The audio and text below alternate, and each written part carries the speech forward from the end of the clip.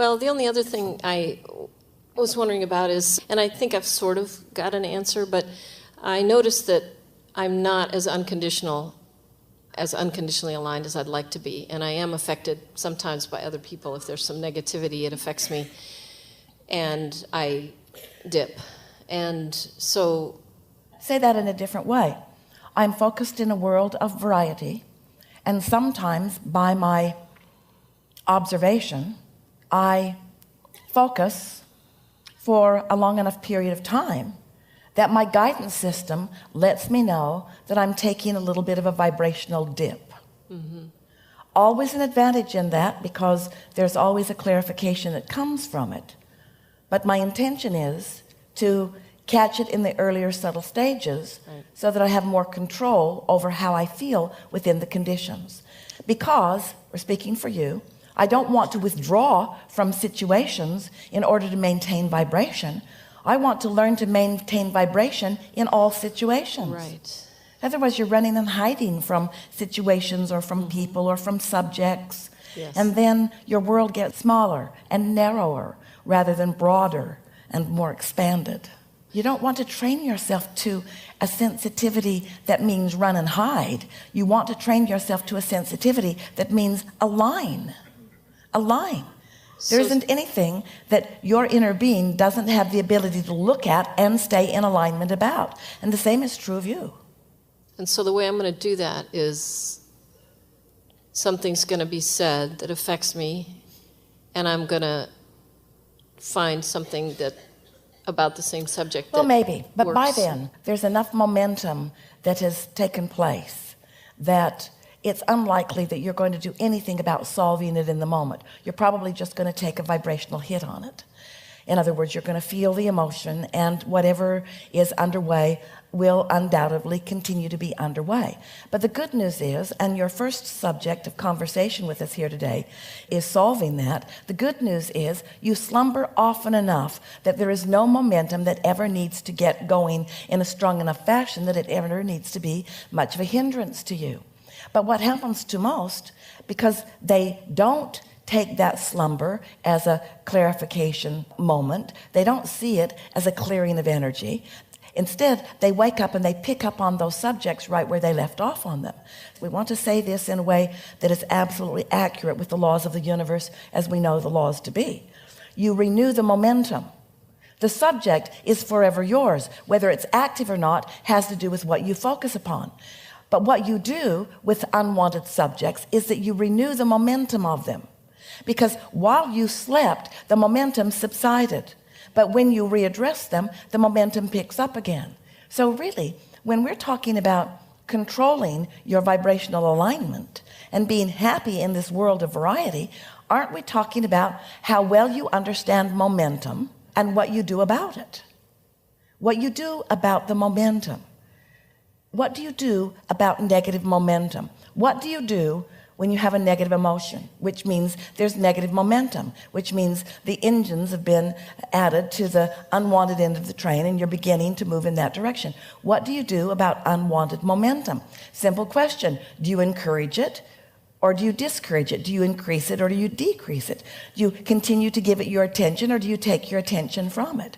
So when you first get up in the morning, there's not any attention that has been on anything.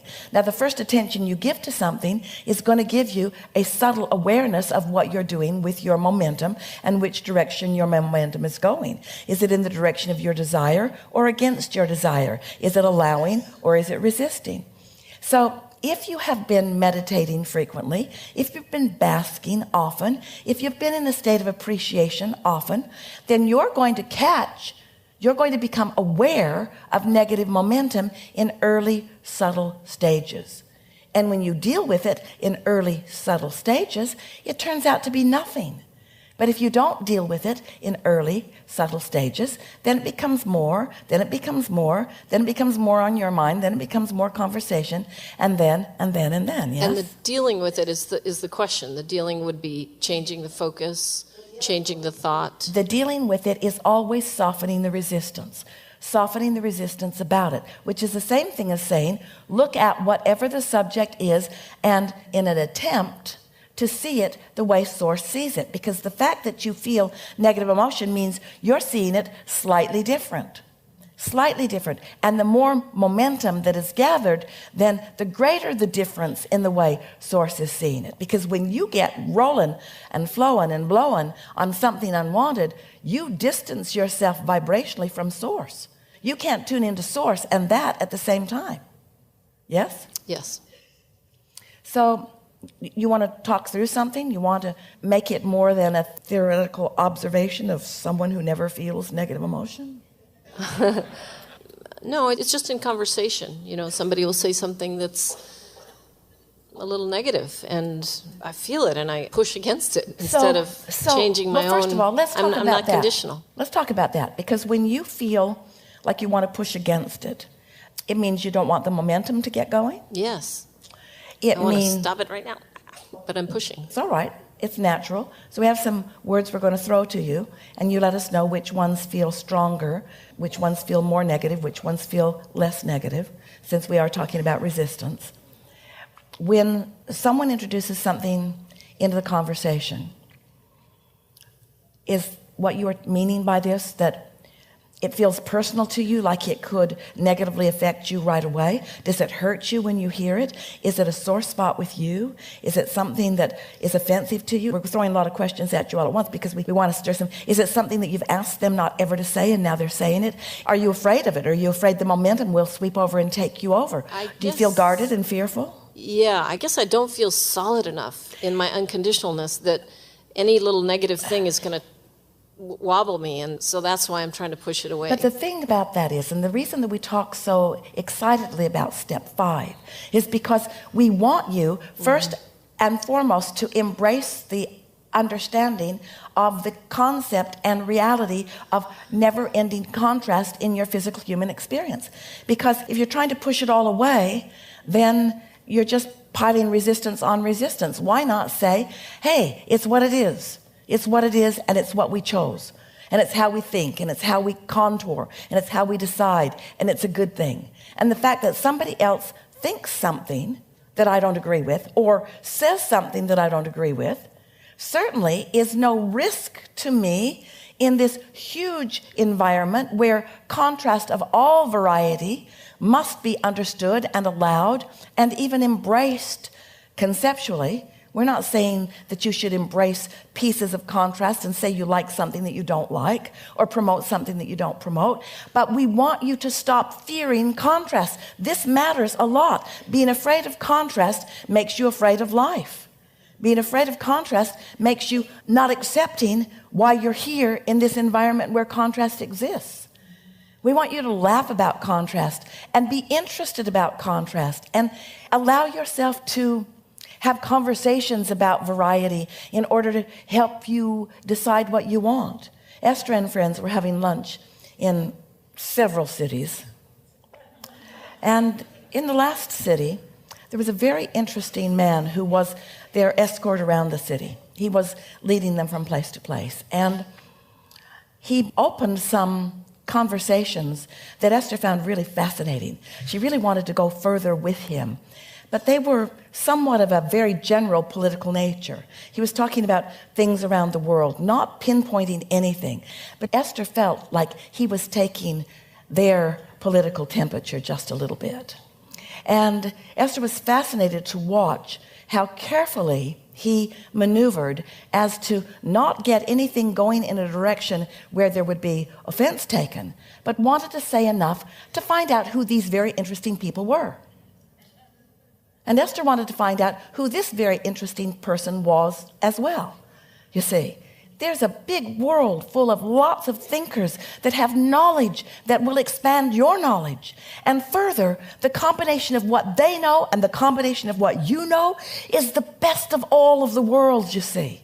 So when you acknowledge that what others think and what they believe and even what they do is not a threat to you, not whatsoever, because you're able to know by the way you feel whether it poses a threat to your vibrational stability or not. And that really is the way you are entertaining this conversation. In other words, you talk about how it makes you wobble a little bit and you don't want it to be a threat to your own stability.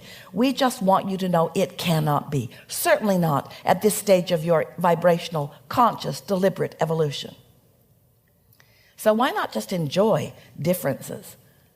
You see, if you're not somebody who is running around trying to change minds, but instead you're someone who's looking for opportunity to blend your mind in a more interesting, more expansive, more valuable way, then you could find value, not just interest, but value in every conversation with every single person on every single subject, because no one can think for you. And when you let them speak for themselves, that's not a threat to you. That's a gift to you, because it helps you decide and define who you are and what you prefer. Just like looking through beautiful shops or through beautiful gardens or through beautiful buildings. Oh, the stimulation has been magnificent on this voyage, hasn't it? Of course, they were all beautiful. Oh, say again? They were all beautiful in the examples you just said, beautiful buildings, beautiful gardens, beautiful. Oh, there were streets with trash in them. There was garbage everywhere. There were some streets where you held your nose when you walked on them. There was some food that didn't taste as good as some other food. There was some service that was excellent and some service that was slow. You've had variety all along the way. But out of it, you've had mostly an expansive experience. Esther said, oh, I just love this stimulation. I've seen things that I've known about, but now I've seen them, I feel different about them. I just want to settle in here and just feel in fullness the beauty and the perfection of this moment and this moment and this moment. I can feel my expansion. That's the way we want you to feel as you're participating with differences of all kinds. Feel your expansion and don't be afraid. Yeah. Thanks. Enough? Yeah.